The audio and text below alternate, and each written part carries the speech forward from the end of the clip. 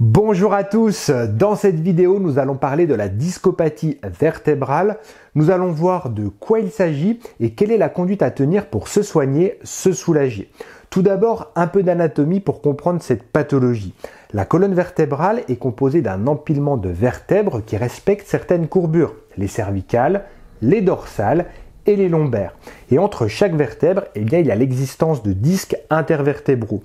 Le disque est composé de deux parties. Une partie périphérique que l'on appelle l'annulus fibrosus et qui est plutôt fibreuse, comme son nom l'indique, et d'une partie centrale gélatineuse que l'on appelle le nucleus pulposus. Le disque intervertébral a un rôle dans la mobilité et également dans l'amortissement des contraintes mécaniques.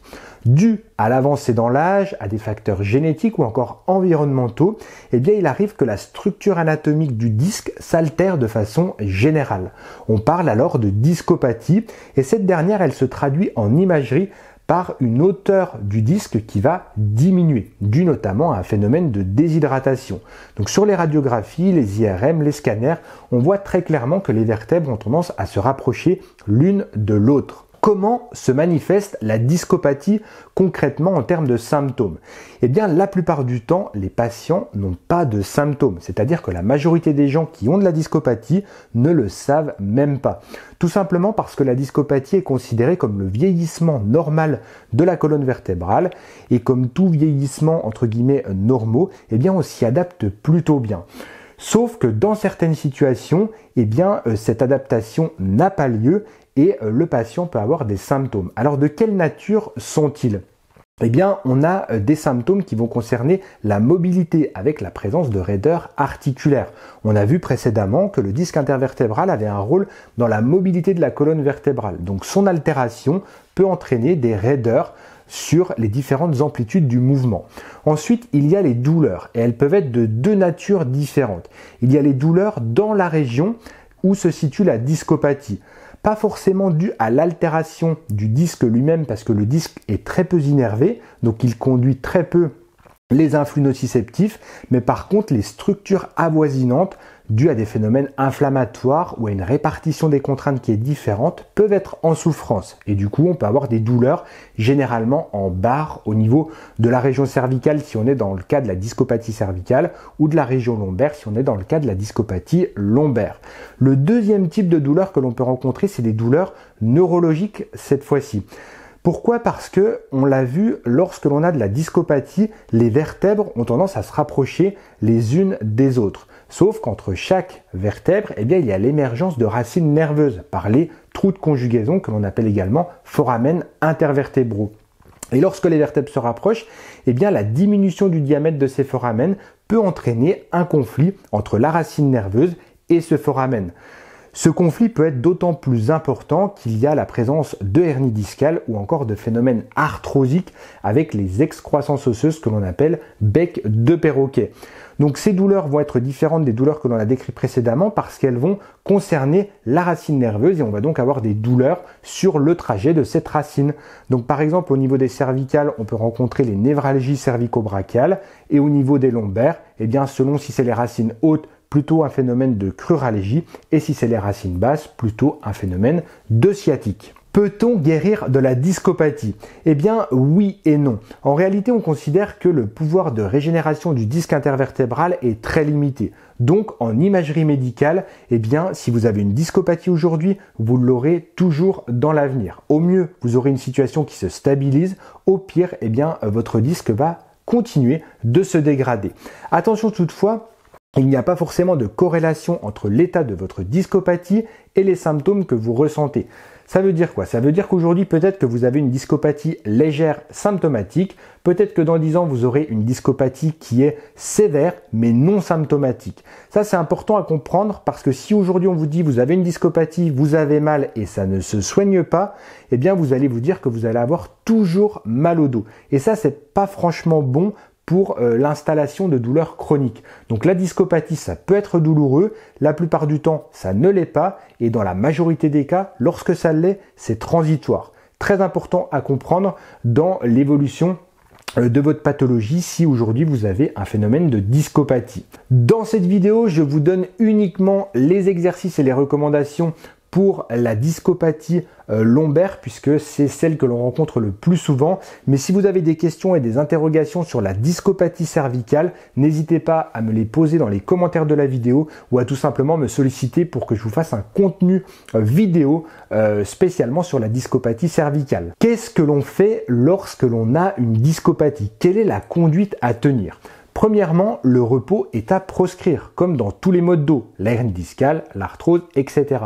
Alors bien sûr, si vous avez des périodes de crise et que vous avez des douleurs qui sont très aiguës, prenez quelques jours de repos. Mais de façon générale, il faut bouger.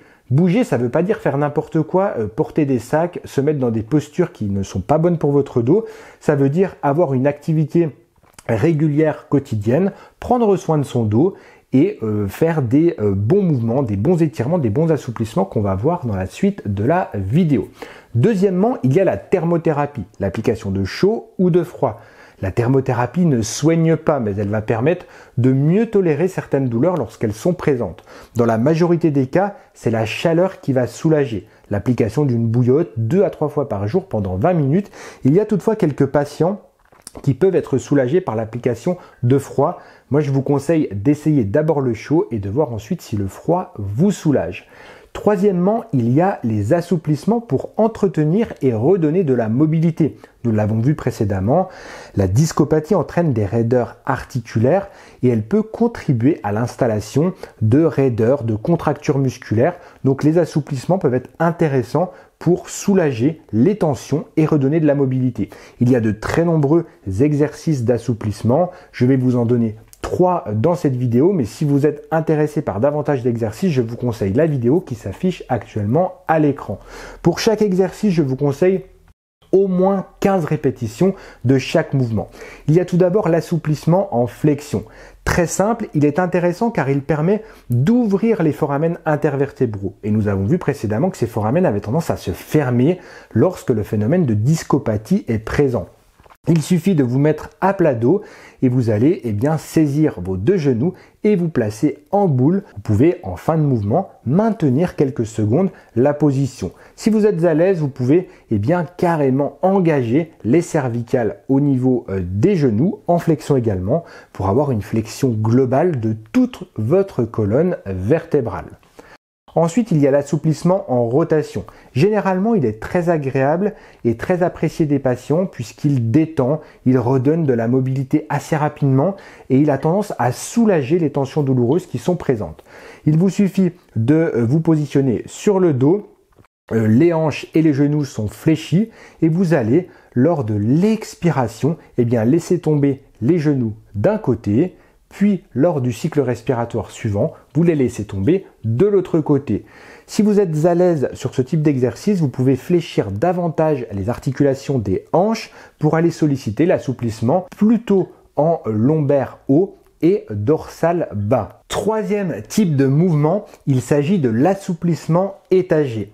Vous allez vous positionner sur le dos, les jambes sont fléchies, les pieds en contact avec le sol et vous allez lors de l'inspiration monter votre bassin vers le haut. Ça, c'est l'exercice du pont fessier. Vous alignez bien vos genoux, vos hanches et vos épaules. Et lors de l'expiration, vous allez dérouler votre colonne vertébrale en essayant de bien ressentir le déroulé des vertèbres les unes après les autres. Donc d'abord les vertèbres dorsales, ensuite les vertèbres lombaires, puis votre bassin tout au long de l'expiration. Si vous sentez qu'il y a une zone qui est un peu plus raide, lors des mouvements suivants, vous insisterez un peu plus sur ces zones-là jusqu'à percevoir une bonne mobilité au niveau de la zone de raideur. Voilà pour les 3 exercices d'assouplissement. Encore une fois, il y en a plein d'autres que vous pouvez voir dans la vidéo que je vous ai proposée. Quatrième type d'exercice de recommandation, c'est le renforcement musculaire pour stabiliser votre colonne vertébrale. Et là, 2 types d'exercices sont intéressants. Pour chacun d'eux, vous pouvez les réaliser de façon statique ou de façon dynamique, sachant que l'aspect dynamique est quand même un peu plus intéressant car plus fonctionnel. Il y a le renforcement des extenseurs, des spinaux, qui se situent en arrière de votre dos.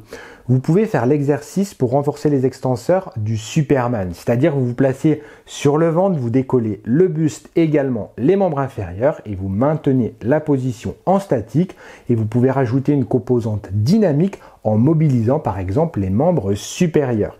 Il y a plein de variantes très intéressantes à ce type d'exercice de renforcement. Je vous mets une vidéo qui les récapitule actuellement à l'écran. Ensuite, il y a le renforcement de la sangle abdominale de façon globale. Il y a les exercices de gainage dynamique. Je vous montre ici l'exercice du Mountain Climber qui est facilement accessible à la majorité d'entre vous. Il vous suffit de vous positionner sur le ventre, ensuite vous vous mettez sur les mains, les coudes étant tendus et également sur la pointe des pieds et vous allez réaliser des flexions alternées au niveau de vos membres inférieurs de façon à ramener les genoux en regard de votre poitrine et vous pouvez faire des sessions de 30 secondes à 1 minute en fonction de votre niveau. Encore une fois, il y a de très nombreux exercices de gainage dynamique. Une vidéo s'affiche actuellement à l'écran si ça vous intéresse d'en avoir davantage et que vous voulez tout simplement réaliser des sessions de renforcement musculaire à la maison. Voilà pour cette vidéo qui récapitule la conduite à tenir et les exercices à réaliser lorsque l'on a une discopathie. J'espère vraiment que ça vous a plu, que vous avez appris des choses et que vous pourrez mettre concrètement en place des exercices à la maison. Si c'est le cas, n'hésitez pas à mettre un pouce en l'air et à vous abonner à la chaîne si ce n'est pas encore fait pour avoir les prochaines suggestions vidéo. Encore une fois, merci de votre écoute, de votre attention et moi je vous dis à très bientôt dans une prochaine vidéo. Prenez soin de vous, de votre santé. Ciao, ciao!